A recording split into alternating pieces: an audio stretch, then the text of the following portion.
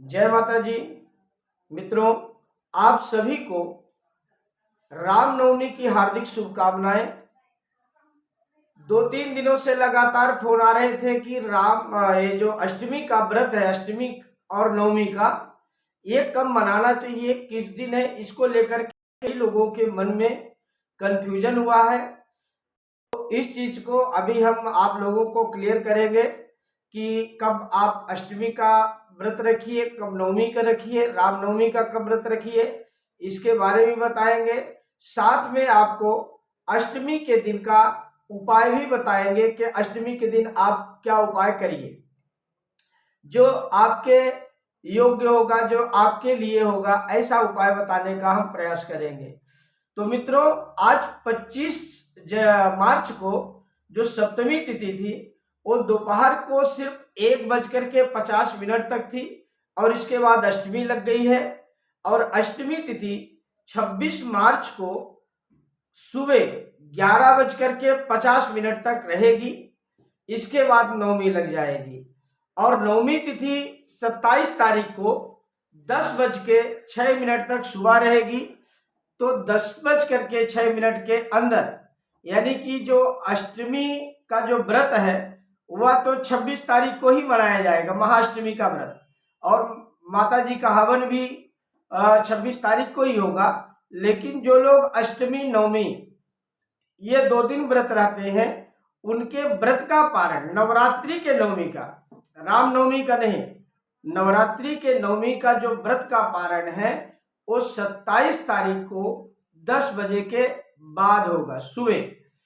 और रामनवमी का जो व्रत है वह 27 तारीख को सभी के लिए है। तो 27 तारीख को रामनवमी का व्रत रहेगा और नवरात्रि की जो नवमी है उसका व्रत का पारण 27 तारीख को सुबह 10 बजे के बाद या हो जाएगा। तो अष्टमी का व्रत 26 तारीख को, अष्टमी नवमी दोनों का व्रत 26 तारीख को ही रहेगा, 27 को उसका पारण होगा।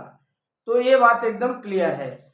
दूसरी बात यह है कि अष्टमी के दिन ऐसा क्या करें, एक उपाय आपको बताना चाहता हूं। जिन कन्याओं का विवाह नहीं होता, खास करके लड़कियों के लिए यह उपाय है, जिनके विवाह में कोई बाधा आ रही है, उनको पीला चावल लेना है और एक पीला वस्त्र लेना है। वो पीले वस्त्र को छोटे छोटे टुकड़ों में कट कर लीजिए, जैसे स्क्वायर में, चौकोन में 9 टुकड़े बनाइए और माता जी के सामने एक ऐसे एक एक टुकड़े रखिए और उसमें पीले चावल की एक एक मुट्ठी 9 के 9 जगहों में रख दीजिए। उसके ऊपर एक एक हल्दी की गांठ, एक एक सुपारी और 2-2 हरी चूड़ियाँ, ये जो है आप रखिए।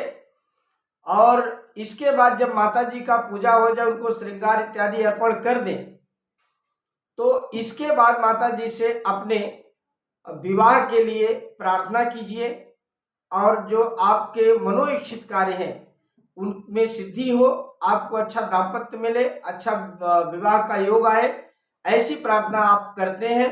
और कात्यायनी महामाये महायोगिनधीश्वरी नंद गोप सुतम देवीम पतिम ते कुरुते नमः, इस मंत्र का जप यदि आप करती हैं तो निश्चित ही शीघ्र आपका मनोरथ सिद्ध होगा।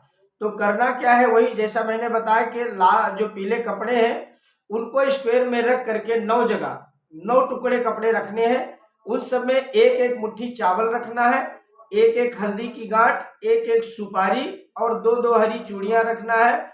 और इसके बाद माता जी का पूजन अपने श्रद्धा भक्ति अनुसार करिए, जो भी आपके पास सामर्थ्य हो वस्तु अर्पण कीजिए और यही मंत्र कात्यायनी माता का आप जपिए। कम से कम आप एक माला 108 बार तो अवश्य जपिए, उससे आपका मनोरथ सिद्ध होगा।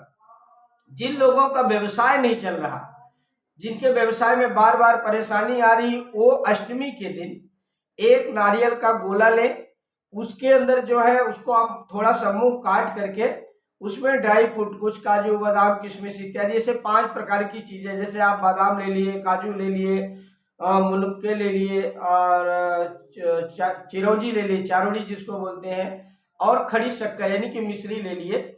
इसको भरने के बाद उसमें थोड़ा सा घी डालिए और थोड़ी सी हल्दी डालिए। इसके बाद उसका मुंह पैक करके उसको पूरी तरह रक्षा सूत्र या एक लाल धागे से बांध करके माता जी के ऊपर से 5 बार घुमा करके आपका जो मनोरथ हो, आपकी जो इच्छा हो, उसको सोच करके आप हवन कुंड में डाल दीजिए। इससे आपके व्यवसाय में आने वाली बाधा दूर होगी और आपका मनोरथ सिद्ध होगा।